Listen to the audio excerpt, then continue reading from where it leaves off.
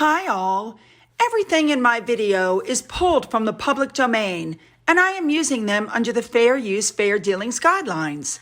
Everything I say is my own opinion. You should look into this information for yourselves, but I'm pretty sure I'm right. Hey, and welcome back to WME Harry and Meghan Rebranding Push Part 3. In this section, we're going to discuss the People magazine article that just came out where they throw Spotify under the bus. And then we're going to be discussing their latest outing. Yes, let's go. So to start off with, it seems to me that People magazine has taken the place of Omid Scobie because they always seem to write puff pieces about Harry and Meghan. One of the things that they talk about is the archetypes production in this article, okay? We know that archetypes did not do well. We know that a statement was put out saying that they parted ways amicably, but that's not true. It's being said in the article that Harry and Meghan are being held to a higher standard, and they say, quote, very few production companies are measured by what actually hits the airwaves. In the meantime, a quote-unquote source close to archetypes says that Harry and Meghan were not set up for success on Spotify. They were given no formal lay of the land to kick things off, so they were already on unsteady footing even before the ink was dry. And it was also said by this unnamed person that they had a lot of great ideas and they pitched them, but there was too much red tape between Spotify and the Sussexes, and things moved very slowly on both ends. So basically, they're claiming the failure of Spotify is Spotify's fault and not their fault. I mean, really, guys, you're going to blame the failure on Harry and Meghan? I thought everybody was proud of what they did. In the meantime, Sabira Lohan on Twitter points out it's probably not the smartest thing in the world to try to blame everything on Spotify. But have you guys considered that that's happening because one of the head people came out calling them effing grifters and pointing out one of Harry's great ideas was to interview Vladimir Putin? I agree. You're talking about two people who have never lived in the real world, and their staff have gone through numerous positions in less than a year. Can anyone explain why their supposed head of audio also has had 3 different title changes since November? Good catch. I mean, I find that just amazing because they had a $20 million deal, and they basically said that Spotify was lazy. Now, these are people that, per their own tax return, only work an hour a week, but yet they're claiming that Spotify was lazy. Well, I tell you, I have to completely agree with according to Taz. I mean, Spotify, it was reported, built a recording studio in her house. I mean, are you kidding me? Who's really the lazy one? Now, in the meantime, People magazine also says that Harry and Meghan are playful and flirty. They're not into a big scene. They make a point of saying, oh, their children, Prince Archie and Princess Lilibet. You can see Harry weaving through the village on his bike, and Meghan pops into local markets. Lily is on top of Harry's shoulders at the July 4th parade. You guys, I mean, again, they're trying to let you know that they're just normal people. Harry's a beef and steak and potatoes dude, says one of his friends. Yeah, no. The article continues to wax on, saying they're not into a big scene. They prefer smaller group hangouts at home, karaoke, that sort of thing. But when Meghan arrives at school pickup, she talks to everyone and there's no pretense. And some locals wish they would more fully engage with the community. Yeah, these are the same people who put out in the paper that they were very unhappy they were living there because of all the paparazzi that they brought with them. And it's obvious that they were the ones calling them. So in part of this rebranding, again, they're trying to show them as just normal people living a normal life.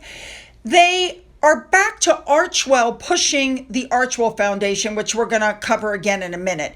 So this article while it attempts to show that their marriage is fine, it falls short. It really does. And we're going to talk about that again in just a minute.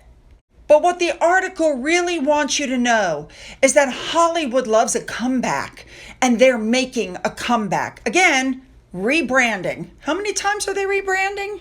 Now, in the middle of all this, Neil Sean has come out and said that, again, as part of the relaunch, while Prince William is in New York City, having this meeting for the Earthshot Prize, she apparently is going forward with the interview with Gayle King, which we've already talked about numerous times. All Oprah had to do was say, Megan, go interview with Gayle King. But apparently they're going to go ahead and do the interview with Gayle King, and then they're going to put it out while William is in New York for the Earthshot Prize. Again, like they did last time, trying to steal the headlines, trying to steal the limelight. Typical childish pranks. Now, if you can believe it, this article was also People Magazine. That's why I'm telling you that People Magazine took over for Omid Scobie.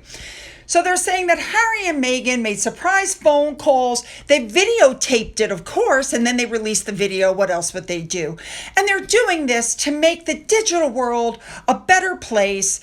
They called people who won grants from a group called the Responsible Technology Youth Power Fund. Now, apparently, and they on FYI, they didn't do this at their home either. Of course, they never do. Anyway, now, this is where things get interesting. Archewell is a founding member of the Responsible Technology Youth Power Fund, okay? And what this is supposed to do is support youth and intergenerational organizations that shape the future of the blah, blah, blah. Okay, they just started this thing, I believe, in February. The fund raised $2 million via grants. In other words, none of the money that was given out was Harry and Meghan. So once again, they're giving out money that wasn't theirs, and they're making sure that people know that they had a hand in them getting the money. They weren't necessary. Now, of course, they brought up the children. Remember, Prince Archie and Princess Lilibet. You're going to be hearing those names over and over and over and over again. And they said, quote, "Thank you for doing everything you do. Our kids," who, by the way, are 4 and 2, "are especially grateful. They don't know it yet, but they will," Meghan added with a laugh. So I couldn't help but notice Harry's hair right off the bat.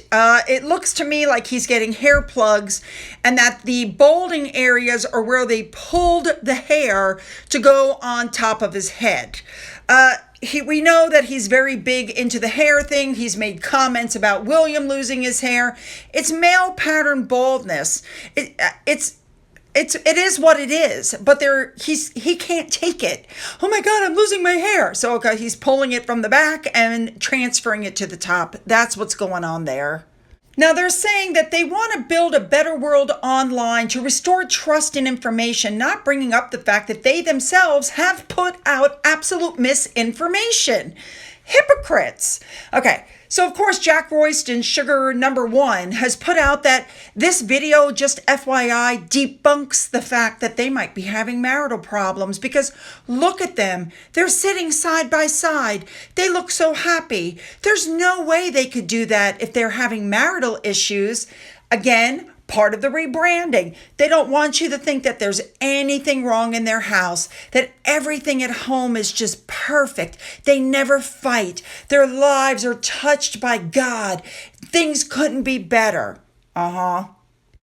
Jack wrote, "The joint appearance, as well as their body language, serves to counter unfounded gossip and rumors that have circulated on social media about the state of their marriage." Look at Meghan's jaw in this picture. She is clenching her teeth. And we all know that the teeth clenching thing is something she does when she's aggravated. Well, we know that Harry and Meghan broke cover to try to quell the rumors about their marriage. And even though they're sitting close to one another and putting on this united front, Lizzie Cundy, who we know was a friend of Meghan's before she got markled, said, "Oh, what a surprise. Meghan and Harry having a photo shoot together and patting themselves on the back for giving one of their Archewell awards to the youth. Of course they are. Let's be honest. They're not fooling anyone." I agree. She said, you know, Meghan's been unusually quiet. She let Harry go to the coronation on his own. She let Harry do the spare on his own. They haven't been seen together for months. And so now that rumors are circulating, suddenly they're pictured looking happier than ever and doing good and giving awards. Not fooling anybody. And I have to completely agree with her. To be honest, I don't think this rebranding is going to work. They have tried to hit on every single thing that's been out there. The fact that they might be separated, what actually happened to the Spotify deal. They're back to Archewell giving out awards. You get it? And this Twitter user even pointed out that they're not even using the Duke and Duchess of Sussex on their stuff. They've suddenly just decided to call themselves Harry and Meghan. I completely agree with the Royal News Network. They're just trying to make themselves look useful to society. They say they're against cyberbullying while they have been outed as bullies to their own staff.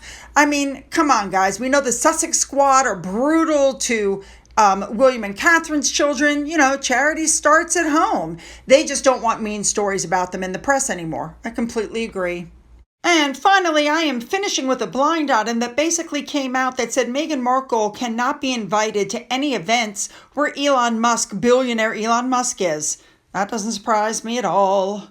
All right, guys. Well, I apologize for this being 3 separate videos, and unfortunately, I'm going to have to continue with these shorter videos, multiple ones a day, until YouTube fixes my problem. So you know what to do. Leave those comments, hit the subscribe button, get the information in the description box. And if you've donated to my coffee funder through the thanks button, thank you so much and have a great day.